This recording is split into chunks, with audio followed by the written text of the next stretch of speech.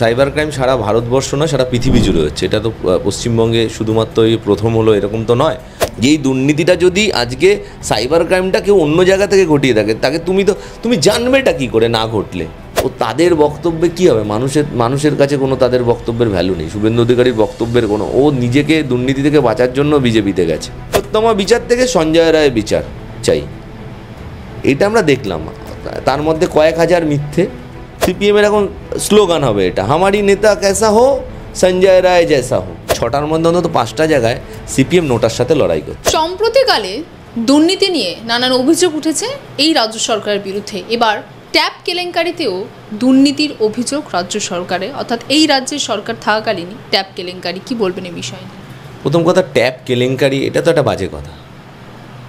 যে এটা একটা সাইবার ক্রাইম সারা ভারতবর্ষ নয়, সারা পৃথিবী জুড়ে হচ্ছে। এটা তো পশ্চিমবঙ্গে শুধুমাত্র এই প্রথম হলো এরকম তো নয়।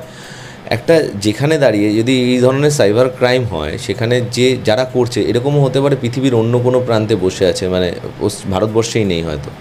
তো এই আজকে তুমি প্রকল্পটা সাকসেসফুল। 34 বছরে একটা সরকার ছাত্রছাত্রীদের জন্য কিচ্ছু করেনি। আমাদের সরকার ক্ষমতায় আসার পরে কন্যাশ্রী দিয়েছে, বিবেকানন্দ স্কলারশিপ দিচ্ছে, আমাদের সরকার ঐক্যশ্রী দিচ্ছে, স্টুডেন্ট ক্রেডিট কার্ড দিচ্ছে। যেই স্টুডেন্ট ক্রেডিট কার্ডকে এইবার বাজেটে কপি করেছে বলা যায় যে কেন্দ্রীয় সরকার, তার সাথে সাথে ট্যাবও দিচ্ছে। তাহলে একটা খুব সাকসেসফুল একটা প্রকল্প, যেটাকে করতে গিয়ে দেখা যাচ্ছে যে কোনো জায়গায় কোনো এই ধরনের সাইবার ক্রাইম হয়েছে। 16 জন অ্যারেস্ট হয়েছে, সিট গঠন হয়েছে।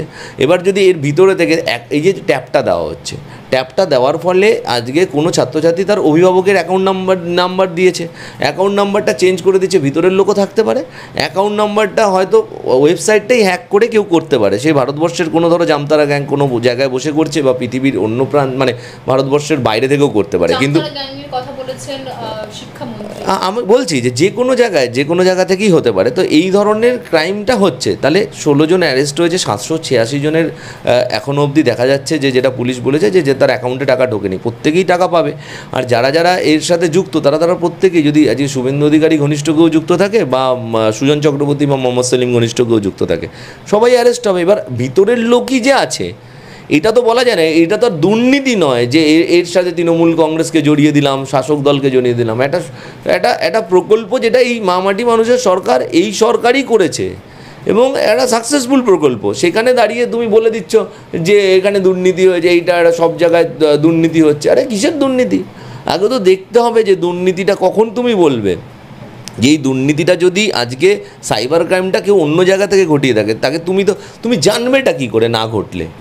তুমি এই ঘটনাটা তো না ঘটলে তো সামনে এত বছর ধরে ট্যাব দেওয়া হচ্ছে, এই ঘটনা তো হয়নি। অ্যাকাউন্টে প্রত্যেকের অ্যাকাউন্ট, এখন এটা ঘটেছে, এই সাইবার ক্রাইমটা ঘটেছে, তার জন্য সামনে এসছে, যথাযথ ব্যবস্থা নেওয়া হচ্ছে। যে বা যারা যুক্ত তাদের অ্যারেস্ট করা হবে। ভিতরের লোক নাও যুক্ত থাকতে পারে, আবার থাকতেও পারে। সমস্তটা বিষয়ে এখন প্রাথমিক তদন্ত এবং সিট গঠন করা হয়েছে। সবাই অ্যারেস্ট হবে, নিশ্চিন্তে থাকো। এবং যেখানে যারা যুক্ত আছে, এবং সেখানে সবাইকেই খুঁজে বার করা হবে, নিশ্চিত আমাদের সেই বিশ্বাস আছে। আচ্ছা, আমরা যতটা জানি যে তদন্তকারী সূত্র খবর, চোপড়া গোটা চক্রের আতুরঘর হিসেবে বলা হচ্ছে, এবং সেখান থেকে ইতিমধ্যে 4 জনকে গ্রেফতার করা হয়েছে। রাজ্য পুলিশ সব গ্রেফতার করেছে। তাদের মধ্যে একজন স্থানীয় তৃণমূল নেতার ছেলে। কিন্তু বিষয়টা এটা যে 4 জনের মধ্যে একজনকেই হাইলাইট করা হচ্ছে যে কিনা তৃণমূল নেতার ছেলে। না, প্রথম কথা হলো যে কেউ একজন অপরাধী করছে। তৃণমূল কংগ্রেস এত দল, এবার তৃণমূল কংগ্রেসকে যে ভোট দেয়, সেই ভোটের ধরো যেখানে 50% মানুষ, 52% মানুষও তৃণমূল কংগ্রেসকে ভোট দিচ্ছে। ও তৃণমূল কংগ্রেসের ভোটার, ও তৃণমূল কংগ্রেসের হয়ে কখনো একটা ব্যানার লাগিয়েছিল, একটা পতাকা লাগিয়েছিল। নাও, এবার ও দুর্নীতি করেছে, তৃণমূল কংগ্রেসকে দাগিয়ে দেয়। মানে এটা তো বাচ্চারাও এরপরে হাসবে এইসব শুনে। রাজনৈতিক বক্তব্য হচ্ছে না, রাজনৈতিক আক্রমণও হচ্ছে না, এই ব্যক্তিগত কুৎসায় সমস্ত জায়গায় তৃণমূল কংগ্রেসকে টেনে নিয়ে আসা। আরও কিন্তু ভোটে মানুষ বোঝে, এবং ভোটে মানুষের তার উত্তর দেয় তৃণমূল কংগ্রেসকে ভোট দিয়ে বিপুল ভোটের জয়যুক্ত করে। এই ধরনের অভিযোগের কোনো মানে হয় না। আমি আবারও বলছি, যদি কেউ যুক্ত, যারা করেছে ঘটনাটা, একটা সাইবার ক্রাইম একটা আমাদের খুব সাকসেসফুল একটা প্রকল্প, যেখানে ছেলেদের মানে স্টুডেন্টদের হাতে ট্যাব দিয়ে তুলে দেওয়া হচ্ছে। সেই টাকাটা নিয়ে নির্দিষ্টভাবে যেই অ্যাকাউন্টে টাকাটা ঢোকার কথা, সেই নির্দিষ্ট অ্যাকাউন্টে না ঢুকে অন্য অ্যাকাউন্টে ঢুকেছে। সাইবার ক্রাইম হয়েছে, কে বা কারা করেছে, নিশ্চিতভাবে একটা বড় র্যাকেট আছে। সেই র্যাকেটটার পিছনে চক্রান্ত এইটা খোঁজার চেষ্টা চলছে, সিট গঠন করে দিয়েছে, সিট নিশ্চিতভাবে খুঁজে বার করবে। তাতে যদি কেউ, আমি তো আবারও বলছি, ওই তৃণমূল কংগ্রেসের কোথায়কার কোন ব্লকের চোপড়ার কোন নেতা, আবার ধরো শুভেন্দু অধিকারীর সাথে সম্পর্কে কোনো যদি কেউ থাকে, বা ধরো আবার সুজন চক্রবর্তীর সম্পর্কেও কেউ থাকে, শুভেন্দু অধিকারী থেকে সুজন চক্রবর্তী যেই থাকুক, বা মোহাম্মদ সেলিম, কার ঘনিষ্ঠ থাকবে, আর তুমি যে এই যে তৃণমূল ঘনিষ্ঠটাও বলছো, যেই থাকুক, ক্রাইম হয়েছে, এটা এই ক্রাইমটাকে যথাযুক্ত ব্যবস্থা নিয়ে অলরেডি 16 জনকে গ্রেপ্তার করা হয়েছে। বাদবাকি যারা যেখানে মাথা, এই লিঙ্কটাকে খুঁজে বার করার চেষ্টা হচ্ছে, নিশ্চিতভাবে খুঁজে বার করা হবে। আচ্ছা, এর পাশাপাশি শুভেন্দু অধিকারী তিনি দাবি করছেন যে সিসিটিভি ক্যামেরা বসানো নিয়ে হাসপাতাল কলেজে তৃণমূল কাটমানি। শুভেন্দু অধিকারী অনেক কিছুই দাবি করতে পারে, সব দাবির উত্তর দিতে হবে। শুভেন্দু অধিকারী বলছে যে এই ধরনের ঘটনা ঘটেছে, এবার মানে চিলে কান নিয়ে গেছে, আমি কানের মধ্যে হাত না দিয়ে আমি চিলের পিছনে দৌড়চ্ছি। কোনো জায়গায় যদি কোনোভাবে এই সিসিটিভি ইনস্টলেশন নিয়ে যদি কোনো জায়গায় কোনো যদি বেনিয়ম হয়ে থাকে, যদি আজকে দেখা যাবে যে কেউ নিয়েছে, কেউ এক্সট্রা টাকা, মানে যেটা রেট হওয়া উচিত তার চেয়ে বেশি টাকা খরচ হয়েছে, তাহলে উনি তো ডকুমেন্ট দিক, শুধু হাওয়ায় হাওয়ায় কথা ভাসিয়ে দিচ্ছি, এইখানে দুর্নীতি হয়েছে, এখানে দুর্নীতি হয়েছে, এখানে এত, আর এবং এখনও অবধি কোনো মিডিয়াতে কোনো ডকুমেন্টস দেখাতে পারলো না কেউ। কোনো মিডিয়া যে চালাচ্ছে, তোমার কাছে আজকে কোনো প্রিন্ট আউট আছে যে এইখানে এই এত টাকা খরচা হয়েছে, দেখিয়ে দেওয়া হচ্ছে এত টাকাতে এখানে এই মেডিকেল কলেজে এতগুলো হলে এত টাকা বরাদ্দ হয়েছে, 3 লক্ষ টাকা।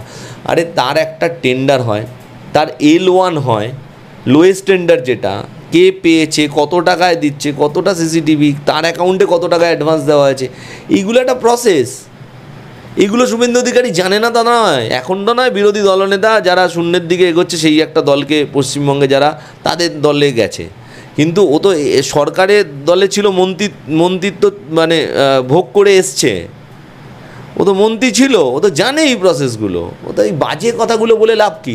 তুমি ডকুমেন্টস নিয়ে এসে কথা বলো, তোমাদের চ্যানেল আমায় ডকুমেন্ট দেখাও যে এই দেখুন এই অ্যাকাউন্টে এরা আজকে সিসিটিভি সাপ্লাই করেছিল, এতটা সিসিটিভির জন্য এই এত টাকা গেছে, এতে তার জন্য পার সিসিটিভিতে 3 লক্ষ টাকা খরচা হয়েছে, পার সিসিটিভিতে 1.5 লক্ষ টাকা খরচা হয়েছে, আমি দেখব কী দিয়েছে, নিশ্চিতভাবে আমরা মানতে হবে যে এখানে ভুল হয়েছে, অন্যায় হয়েছে, দুর্নীতি হয়েছে, তখন কথা হবে।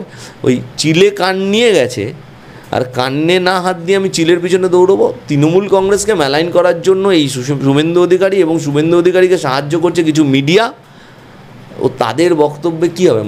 মানুষের কাছে কোনো তাদের বক্তব্যের ভ্যালু নেই। শুভেন্দু অধিকারীর বক্তব্যের কোনো, ও নিজেকে দুর্নীতি থেকে বাঁচার জন্য বিজেপিতে গেছে, ওর বক্তব্যের কি মানুষের কাছে, ওর বক্তব্যের কি মূল্য আছে?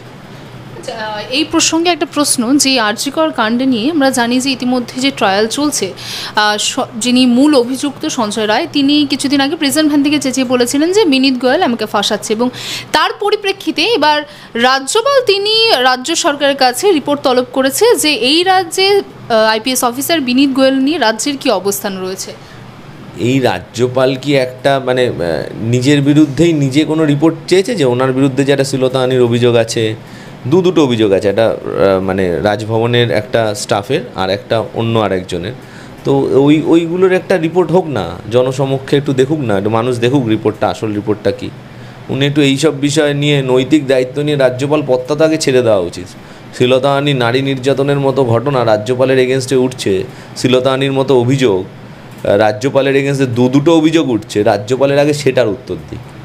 রাজ্যপাল এইসব মানে রাজ্যপালও আমি বুঝতে পারছি না সঞ্জয় রায় কী বলছে, একটা ধর্ষক খুনির কথা আমি বুঝলাম না। সিপিএমের এই মুহূর্তে বামপন্থীদের অবস্থা বা বিজেপির অবস্থা পশ্চিমবঙ্গে, এদের নেতা খোঁজার লোক নেই, এদের মুখ নেই। এখন সঞ্জয় রায় না এদের পোস্টার বয়, সঞ্জয় রায় না এদের নেতা, আমি মানলাম, চলো একটা সঞ্জয় রায় ধর্ষক খুনি, মানে সঞ্জয় রায়ের হয়ে বিকাশবাবুরা দাঁড়াবে, লড়বে, মানলাম, এতটুকু অবধি ঠিক ছিল। রাজ্যপাল সে সঞ্জয় রায় কী দাবি করছে, একটা ধর্ষক খুনি, সে বলছে, সে কার নাম বলছে, কী নাম বলছে, চাই নিয়ে হবে। সঞ্জয় রায় যাকে সিবিআই কেন্দ্রীয় সংস্থা সমস্ত কিছু দেখে, ফরেন্সিক রিপোর্ট, বিভিন্ন সমস্ত রিপোর্ট সমস্ত কিছু দেখে লোয়ার কোর্টে জমা দিয়েছে, শিয়ালদা কোর্টে, এবং এই যে মনিটরটা করছে সুপ্রিম কোর্ট, কোনো কিছুই তো আটকানো যাবে না, লুকানোও যাবে না।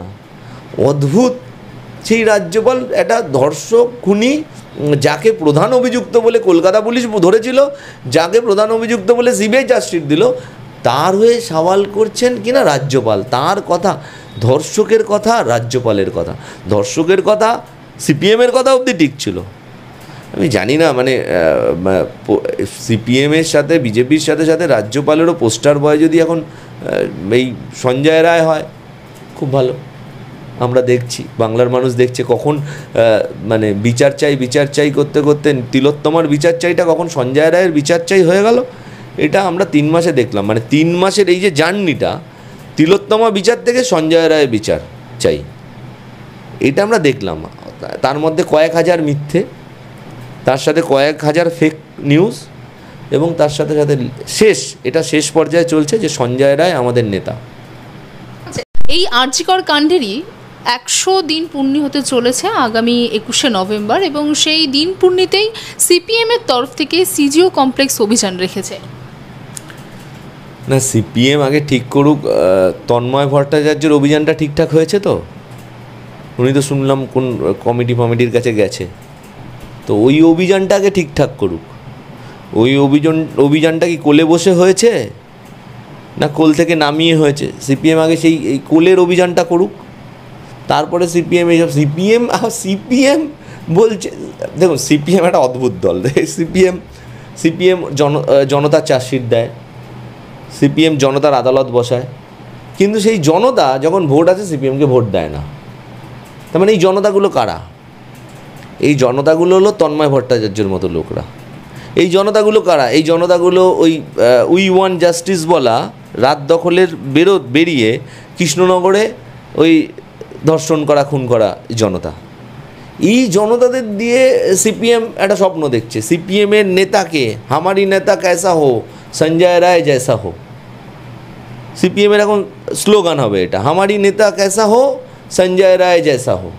সিপিএম এখন এইসব বলবে। সিপিএমের হয়ে এবার বিকাশবাবু দাঁড়াবে সঞ্জয় রায় হয়ে। নেক্সট স্টেপ বলছে বিকাশবাবু, দেখোনি তুমি ওই বিকাশবাবু বলছেন যে সঞ্জয় রায় বলেছেন এরা, তার মানে কী আছে, মানে ও সঞ্জয় রায়ের বক্তব্যটাই সিপিএম এখন ধ্রুব সত্য ধরে নিয়েছে। যাদের একটা দর্শক খুনি সিবিআই চার্জশিটে বলছে, প্রমাণ দিয়ে বলছে, তাকে তার বক্তব্য নিয়ে এত লড়াই, তার হয়ে কে এই দলটা কী অভিযান করবে আর কী অভিযান করবে না, তাতে কি বাংলার মানুষের কিছু যায় আসে? বাংলার মানুষের কিছু যায় আসে না। সিপিএম দেখবে এত কিছু বলার পরেও, এই যে আরজি করে 3 মাস পরে, তারপরে তো উপনির্বাচন হলো 23 তারিখে, দেখবে বেশিরভাগ জায়গায় 6টার মধ্যে অন্তত 5টা জায়গায় সিপিএম নোটার সাথে লড়াই করছে। নোটা আগে না সিপিএম আগে, কোনো ধরো ফার্স্ট রাউন্ডের পরে নোটা এগিয়ে রয়েছে, দ্বিতীয় রাউন্ডের পরে আবার সিপিএম এগিয়ে গেল, আবার তৃতীয় রাউন্ডের পরে আবার সিপিএম পিছিয়ে পড়লো নোটার থেকে, এরকম হবে। সিপিআইএম এমএলকে নৈহাটিতে সাপোর্ট করেছে নকশালদের। তো এই ধরনের আমাদের এইসব বক্তব্য শুনে লাভ নেই। ওরা আবার অভিযান করুক, অভিযান ওদের ভালো, ওরা ওই সিঙ্গারা চপ খায়, আর তারপরে তন্ময় ভট্টাচার্যরা ওই সব করে, কাণ্ড কারখানা করে। আচ্ছা, এই ঘটনার প্রেক্ষিতে আরও একটি ঘটনা যেটা আমরা দেখলাম, যে নাবালিকাকে যৌন হেনস্থার অভিযোগ উঠেছে সঙ্গীত শিল্পী সঞ্জয় চক্রবর্তীর বিরুদ্ধে, এবং এই বিষয়কে নিয়েই শ্রেয়া অরিজিৎকে সিলেক্টিভ বিপ্লবী বলে কটাক্ষ কুণাল ঘোষের। একদম ঠিক। নারী নির্যাতনের মতো ঘটনা কলকাতায় বসলে প্রতিবাদ হবে, আর মুম্বাইতে হলে তোমার কর্মস্থল বলে তুমি প্রতিবাদ করবে না, তখন তোমার মুখে তুমি কুলু পেটে রাখবে। এটা তো হতে পারে না। প্রতিবাদ তো সব ক্ষেত্রেই হবে, সিলেক্টিভ হবে কেন? আজকে সঞ্জয় চক্রবর্তীকে অ্যারেস্ট করা হলো মুম্বাই থেকে, যার সাথে অ্যারেস্ট হলো সেও একজন সঙ্গীত শিল্পী, এবং শ্রেয়া ঘোষালের সাথে বিদেশে কনসার্টে যায়। তাহলে যখন তোমার পরিচিতর বাড়ি থেকে একজন অপরাধীকে গ্রেপ্তার করা হচ্ছে, যার বিরুদ্ধে অভিযোগ তাকে গ্রেপ্তার করা হচ্ছে তোমার সাথে ঘনিষ্ঠ একজনের বাড়ি থেকে, তোমার তো একটা মিনিমাম স্টেটমেন্টটুকু থাকবে। স্টেটমেন্ট কোথায়? প্রতিবাদ তো পরে, আমি ভুলে গেলাম প্রতিবাদ, স্টেটমেন্টটুকু নেই শ্রেয়া ঘোষালের। একটা গান, শ্রেয়া ঘোষাল কলকাতায় এসে গান গাইছে, খুব ভালো কথা, নিশ্চিতভাবে গান হবে, এবং শ্রেয়া ঘোষালের গানটা আমার ভালো লেগেছে, বলতে কোনো অসুবিধা নেই। নিশ্চিতভাবে নারী নির্যাতনের ওপরে তুমি যদি গান গাও, সেটা আরজিকর হোক বা যাই হোক, এটা তো নিশ্চিতভাবে ওয়েলকাম। অরিজিৎ সিংও যে গানটা গেয়েছে, ভালো গান, ওয়েলকাম। কিন্তু তোমাকে তো সেই গানটা তো মুম্বাইয়ের ক্ষেত্রেও গাইতে হবে। তোমার কর্মস্থল, ওখানে আর কাজ পাবে না, মুম্বাইয়ের চিত্রটা তুলে ধরলে সেখানে আমার কাজ পেতে অসুবিধা হবে, এটা তো হতে পারে না। তাহলে বুঝে নিতে হবে যে তুমি সিলেক্টিভ, না হলে পশ্চিমবঙ্গে গণতন্ত্র আছে। একমাত্র পশ্চিমবঙ্গেই গণতন্ত্র আছে, এই প্রতিবাদগুলো করা যায়। যে কোনো ধরনের ঘটনা আমরা কি প্রথম দিন থেকে বলে আসিনি? আর মানে আরজিকরের ঘটনায় আমরা কি প্রতিবাদ করিনি? আমরা কি রাস্তায় নামিনি? তৃণমূল কংগ্রেসও কর্মসূচি করেছে, সিবিআইকে দ্রুত চার্জশিট দিতে বলেছে, আমরা তো বলেছি দোষীর ফাঁসি চাই। তা আমরা তো পরিষ্কার এই আমাদের স্ট্যান্ডগুলো ক্লিয়ার রেখেছি, তা তোমাদেরও তো স্ট্যান্ডগুলো ক্লিয়ার রাখতে হবে।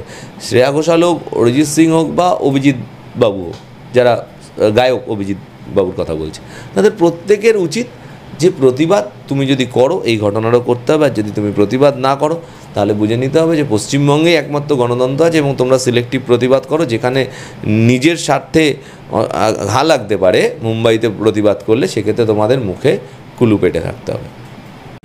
বাংলা হান্টের আরো খবর দেখতে নজর রাখুন। বাংলা খবর মানেই বাংলা হান্ট।